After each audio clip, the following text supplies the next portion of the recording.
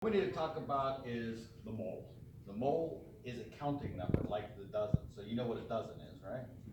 A dozen is 12 things. Now we could write that in scientific notation like this, 1.2 times 10 to the first. Okay, we don't write it because it's a simple number. But now we're actually talking about a bigger number. This number is called the mole, but we use it just the same way that we use the dozen. It's just we're counting things in big groups. The only thing is we're counting atoms, which are very tiny, and so we need to have lots of them. And so in this case, a mole is this number, 6.02 times 10 to the 23rd power. Okay, so that's a really large number. It's like 600 billion trillion atoms. And so you can't enter that into a calculator. A calculator can only handle 9 digits. And so since you need 23 or more digits, you can't put that in. You have to learn how to put it in there. So it's just a way that we count atoms up. Now there's a couple of ways that we use this, and it's simple math. If you remember the conversion factor video that we did on stuff like that, where we looked at the x and the line method, we're going to follow that same thing again. So if I were to start with, say, we have 25 moles of something like, say, carbon, and we want to find out how many atoms that is, we need a conversion factor, and that's this. All right, this is atoms. So we just plug it in. We make our x and our line, whatever units we started with, we put on the bottom, moles of carbon, and we know that there's this many atoms in that. So how many atoms of carbon is in a mole? 10. There are 6.02 times 10 to the 23rd. Now this number has a special name. It's called the Avogadro number, right? Because of the scientist that that first proposed it. But that's how many atoms are in a mole. Okay, and now we're done. These units get canceled out, right?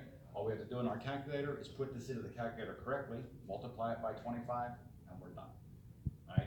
Now that's just going from moles to atoms. Sometimes we need to go from moles not to how many atoms, but to how heavy. How much does it weigh? So we can do that same exact thing, but we need to get a little bit of different information. So if we started with 25 moles of carbon, and we wanted to know how many grams that was, how much did it weigh, we'd have to get that information from some other place. So we're going to set up the same way. We start with our moles, goes on the bottom. But this time we want to know how heavy is it? How many grams is it? All right. Now that Avogadro number doesn't tell us how heavy, it tells us how many. So where can we find how heavy a mole weighs? Well, it turns out that the periodic table was set up just for that way. That's how we use the atomic mass. The atomic mass of every element on the periodic table is the weight of 1 mole. So if you have a periodic table, you should put this on there so that you can have it to refer to. But now I have my conversion factor.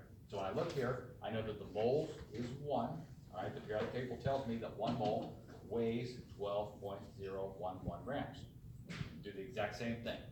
25 times 12. This one you can put into the calculator. It's not so hard to put in. And then you hit equal sign and you're done. So again, we've got moles to atoms.